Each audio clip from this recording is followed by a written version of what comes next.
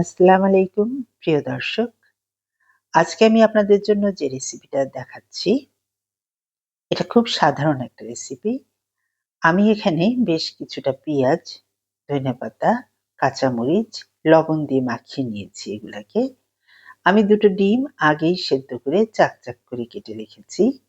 এখানে আমি ৩ চামচ নিয়েছি চালের গুঁড়ি আর ৪ চামচ আটা অথবা ময়দা যেকোনো জিনিসই আপনারা নিতে পারেন।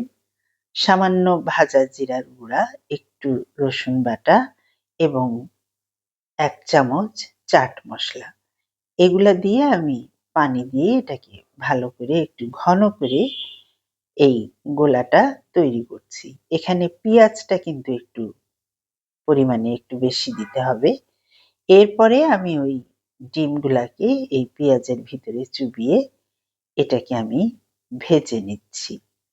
এটা কিন্তু আসলে খেতে ইফতারের টেবিলে আসলে একটা অন্য ধরনের নতুনত্ব নিয়ে আসে। আপনারা এই জিনিসটা বানিয়ে দেখতে পারেন। এতে আপনার যে সুন্দর একটা ফ্লেভার আসবে। আপনারা এখানে কালো যেই গোলমরিচের গুঁড়াটাও দিতে পারেন। এই গোলাটা যখন আপনি করবেন তখন যে যার পছন্দ মতন ঝালটা দেয়া যায়। আমি অবশ্য দেইনি। চিলি ফ্লেক্সও দেয়া যায়। কিন্তু ইফতারিতে আসলে বেশি ঝাল না খাওয়াই ভালো।